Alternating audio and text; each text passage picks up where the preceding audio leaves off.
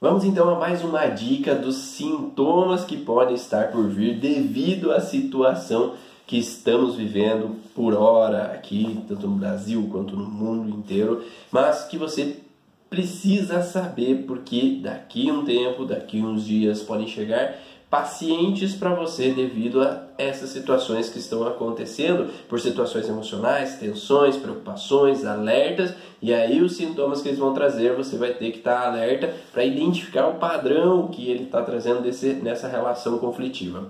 E o sintoma de hoje que eu quero falar é sobre asma.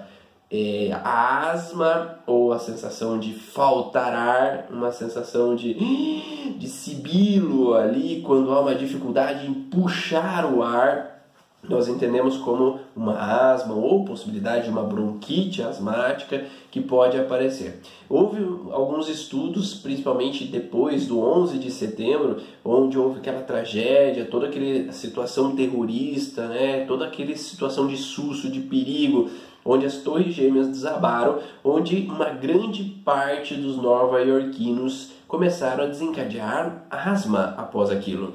Então eles começaram a ver, será que foi pó, será que foi isso, foi aquilo? Mas hoje nós entendemos no contexto da origem emocional dos sintomas que a emoção que traz a asma é uma emoção de susto, de ameaça sobre o meu território.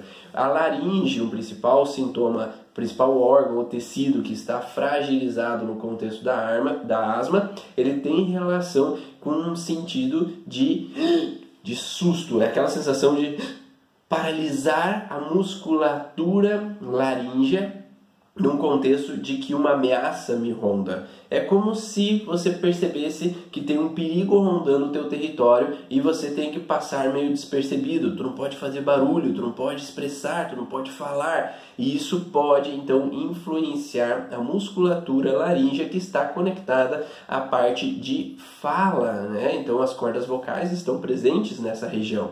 Então, uma pessoa que passa por situações de susto, que não pode expressar o que gostaria, ela pode ter alterações com relação a essa parte da laringe que vai desencadear ou alterações com relação a rouquidão, dificuldade na fala ou perda de voz está relacionado com relação à fala, mas nesse caso que estou falando aqui é mais relacionado a um susto, uma ameaça que ronda o meu território e aí fragiliza essa parte da musculatura ou da mucosa laríngea que pode desencadear, então, quando a pessoa sai do estresse, um problema de falta de ar. Então, se você tiver pacientes que vão chegar daqui a um tempo para você com falta de ar, você sabe que eles saíram de um processo onde eles se sentiam ameaçados. E quantas pessoas não estão se sentindo ameaçadas hoje em dia, tendo esse alerta, a mídia falando como foi lá nos Estados Unidos. Ameaça ao terror, pode estar acontecendo alguma coisa, eles podem atacar de novo, nós temos que influenciar e gerar uma guerra contra o terrorismo. Então aquilo era colocado na cabeça de todo mundo todo o tempo e isso gerava um alerta, um perigo, uma sensação de ameaça. Estamos vivendo uma época talvez um pouco pior, porque lá naquela época nós não estávamos nos Estados Unidos, pelo menos eu não estava, então não vivenciava isso dia após dia. Mas hoje, dia após dia, estamos recebendo notícias no WhatsApp, notícias no Facebook, Instagram, notícias na televisão de uma ameaça, de uma guerra, não ao terror, mas uma guerra ao vírus. E isso faz uma sensação de que eu tenho que estar alerta, eu tenho que estar de prontidão, porque o vírus pode chegar na minha casa e pode fazer mal a mim ou aos meus familiares. E isso remete a uma sensação, então, de tensão e tensão vinculada a um senso de ameaça. Como a laringe tem a função nesse sentido de alertar ao perigo de uma ameaça, porque é a laringe que vai estar representando lá o centro de controle no hemisfério esquerdo do cérebro, o hemisfério conotado como feminino, né? Então as mulheres dessas, os homens canhotos vão estar uma propensão a fragilizar mais facilmente essa laringe, e aí quando ela está em fase de estresse, geralmente você não tem sintomas, mas quando entra na fase pós-estresse tem um processo inflamatório ali naquele local que vai desencadear um pico no meio do processo de resolução, uma crise epileptóide que vai provocar contrações da musculatura laríngea e por consequência a dificuldade de puxar o ar, podendo ter tosses ao mesmo tempo nesse momento. Então, nesse contexto de mal asmático, nós temos um acúmulo de dois fatores ao mesmo tempo. Então, se temos só a asma pura, é uma situação de falta de ar. Agora, uma dificuldade em puxar e soltar o ar, temos uma fragilidade em brônquio e laringe ao mesmo tempo.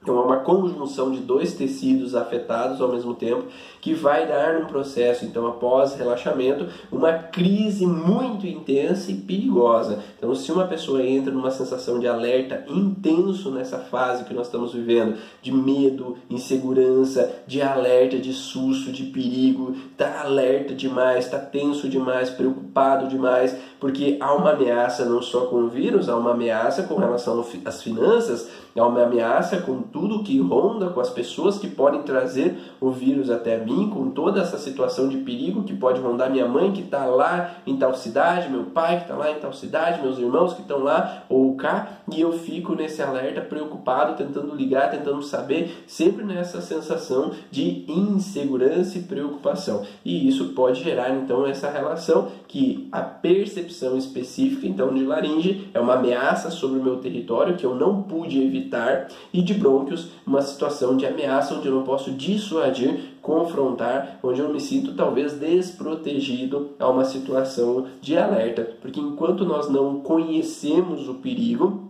a gente fica numa insegurança, numa preocupação, no medo antecipatório. E geralmente esse medo frontal de laringe, ele traz esse medo antecipatório do que pode vir a acontecer, do que está para acontecer. Eu estou vendo, ainda não está comigo, mas eu estou antecipando o perigo. E aí, quanto mais tempo eu permaneço nessa fase de estresse, maior é o sintoma depois que eu saio. Então, por isso que eu realmente, de coração, eu gostaria que tudo isso terminasse o quanto antes, porque quanto mais tempo as pessoas permanecerem nessa fase de estresse, muito maior vai ser o sintoma quando elas saírem desse estresse. E aí vai ter um efeito rebote a situação de medo do coronavírus. Não vai ser o corona que vai causar problemas, mas vai ser um reflexo do corona que vai trazer muitos problemas para muitas pessoas quando tudo isso acabar. Então, que Deus abençoe, que isso seja rápido, seja logo que isso acabe,